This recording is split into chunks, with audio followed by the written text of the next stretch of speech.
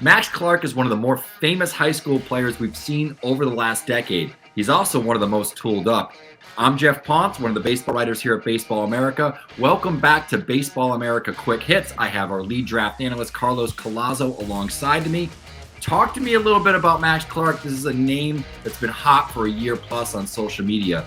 Probably one of the more known names in the draft class at this point. Yeah, I would think so. He's got plenty of notoriety. He's got video crews that are following him around as he goes to showcases and tournaments.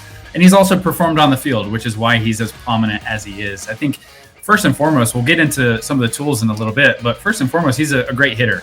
Maybe one of the better hitters in this class. It's a very smooth, quick, compact swing. He gets through the zone with a good, efficient path. He makes a ton of contact. He doesn't miss frequently. And I think the fact that he has been such a good hitter and has this just layered tools on top of that makes him not only a relatively safe overall profile, but a very high upside one as well. Yeah, absolutely. I think when you look at the tools, you look at the swing, all that sort of stuff, he's an exciting player. He's fast. There's probably more power projection potentially. But let me ask, talk to me a little bit about that pure hit. Talk to me a little bit about that skill set. How loud are the tools here? Yeah, they're pretty explosive. We have the potential tool grades you could be looking at on the screen. As you can see, it's a lot of 6s and it's a lot of 7s. So he is one of the more toolsy players in the class. Like we talked about with his hitting ability, it's potential plus hitter. He performed on the showcase circuit last summer, really at every. The one thing that's really obvious when you watch Max Clark is the speed. It's double plus running ability. I got to see him turn in 70 grade times consistently. He gets out of the box rapidly. He can hit a ball on the ground and turn it into a single. When he gets on the bases, he's a threat to steal.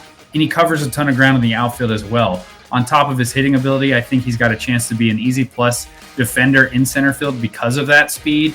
He's got a much better arm than you would typically see from a center fielder, an arm that would easily play in right field and might be one of the best overall arms in the class. So you look at it, it's plus hit, it's plus or better speed, it's plus fielding, and it's plus arm strength. Really the only tool where you can't confidently put above average or plus is the power. And I think when you're nitpicking players at the top of the draft, like a Clark, who's very good overall, the power is the one place that maybe you can nitpick a little bit and that you can question a little bit moving forward.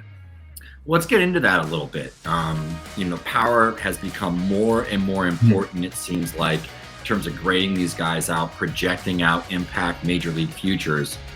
What is the power like now? How do you project it to be? What's sort of the ceiling here with Clark? Yeah, it's fascinating because if you look at Max Clark, he is very physical. He's well developed muscularly. It's not like he's some skinny, lean player. I think you just look at the body and you would expect a player to have a lot of power. I think it's more of a case of he's just a pure hitter now, and you haven't seen as much of the in-game power that you would with some of the other more power-focused hitters in the high school class. But I think he certainly has the strength to be a solid average or above average power hitter. And as he learns to tap into that power more in games, maybe it's a question of just elevating the ball more consistently, being more efficient with his bat path. I mean, he is a player who is perfectly fine slapping the ball the other way, hitting the ball on the ground, using the entire field, which I think is good and promising and establishes his foundation as a pure hitter. And he could easily be a guy who, just as he grows into that power, as he gets to more physical maturity, just kind of naturally gets to more power. So it is the biggest question of his profile now. How much power is he going to get to? What's the pure upside? Is he a guy who's solid all around? Or is he going to be a guy who's an impact, perennial all-star type who can change a game with that power? That's the biggest question, and we'll have to see what happens. Certainly one of the more exciting high school players in this class. And we've seen how a lot of guys with this profile, one that we talked about recently on the Major League side, and Corbin Carroll, develop into great players. This is Baseball America Quick Hits. I'm Jeff Ponce. That's Carlos Collazo. Thanks for tuning in.